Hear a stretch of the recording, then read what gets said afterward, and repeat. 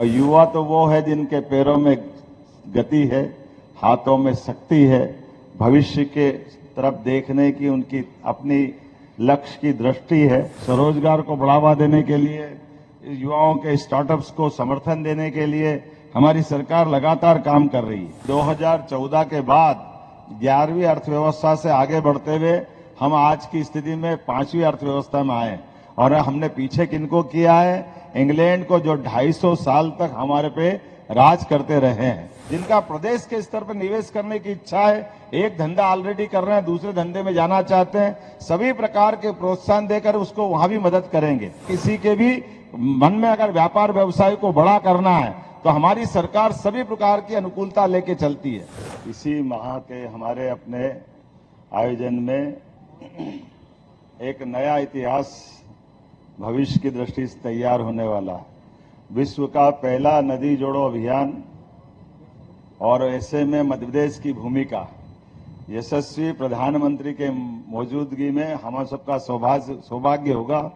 25 दिसंबर को ऐतिहासिक दिन रहेगा जब नदी जोड़ो अभियान विश्व का पहला आकार साकार लेकर के केन बेतवा नदी जोड़ो अभियान के रूप में असंभव चीज सामने होकर संभव होते दिखाई देगी। वैसे तो विज्ञान का युग है, नवाचार का युग है, यहाँ तो सभी युवा उद्यमी भी है, सारे मित्रगण बैठे हैं।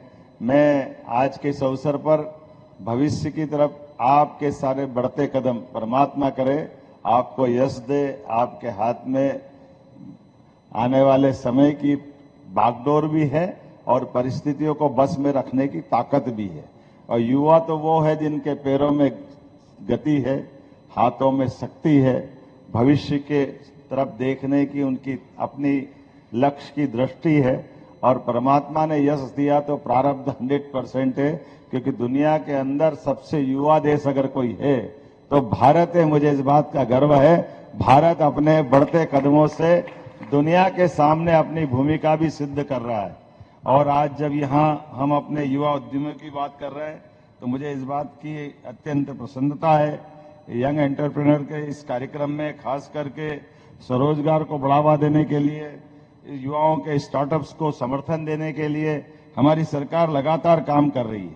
और इसे वर्तमान के युग में कितनी जगह रास्ते निकल रहे हैं, कौन सा क्षेत्र छूट रहा है, प्रत्येक क्षेत्र में आज के समय में हमारे अपनी युवा उद्यमिता के आधार पर भारत ने अपनी अलग पहचान बनाई है।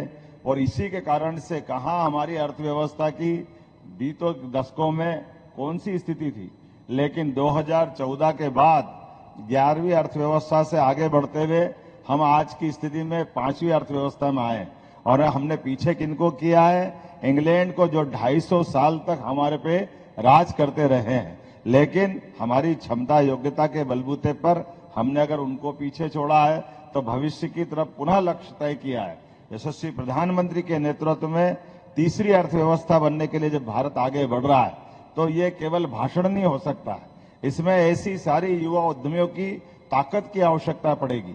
हमारी सरकार बनने के बाद हमने लगातार निवेश को प्रोत्साहन देने के लिए और खास करके इसी प्रकार से प्रयास किया कि हमारी इन्वेस्टर समिट अगर होगी तो छोटे छोटे स्थान पे भी होगी। और छोटे स्थान पे भी हमने अपनी दृष्टि स्पष्ट रखी है कि हमारे जो लोकल स्तर पर जो लोग काम कर रहे हैं हमारे साथ, उनको भी अवसर देंगे। उनके अलावा अगली कड़ी में जिनका प्रदेश के स्तर पर निवेश करने की इच्छा है, एक धंधा ऑलरेडी कर रहे हैं, दूसरे धंधे में जाना चाहते हैं, सभी प्रकार के प्रोत्साहन देकर उसको वहां भी मदद करेंगे। तीसरी, हमने अपने रोड मैप प्लान बनाया कि बाकी ऐसे बड़े बड़े महानगर जो अपनी अलग पहचान बना चुके हैं, वो कोयम्बटूर हो, बेंगलोर हो, या वर्तमान में हम मान के चले कलकत्ता से लेके मुंबई तक की सारे स्थानों पर हमने अपने व्यापार व्यवसाय को बढ़ाने के लिए वहां के रोड शो आयोजित किए और सारे उद्यमियों से कहा कि बदलते दौर में निश्चित रूप से मध्य प्रदेश की जो संभावना है, मध्य प्रदेश में युवा स्किल भी है, हमारे बड़ी संभावना है जो, और दूसरी सरकार के साथ सारी अनुकूलता है। मैं अपने सारे जितने भी पीएस और अलग अलग विभाग के प्रमुखों लेकर के उनकी अपनी बात करवाता हूं और करवाने के बाद कहता हूं कि ये जो योजनाएं हैं ये सबसे अच्छी योजना है, जिसके आधार पर हमारी जो स्कीम होती है, स्कीम पे विस्तृत बात करते हैं। लेकिन इतना ही नहीं, मैं भी पूरा समय देकर बात करने के बाद बोलता हूं कि ये जो कर रहे हैं वो अपनी जगह है। इसके अलावा भी आप इससे भी कुछ बड़ा करने वाले हो तो सरकार के मुखिया के नाते मैं मौजूद हूं। मैं सबको मौका देना चाहता हूं। किसी के भी मन में अगर व्यापार व्यवसाय को बड़ा करना है तो हमारी सरकार सभी प्रकार की अनुकूलता लेके चलती है। मुझे मालूम है कि ठंड का टाइम है, जेब में हाथ डले हैं, लेकिन मुझे लगता है ऐसी बात पे तो कुछ समर्थन आना चाहिए।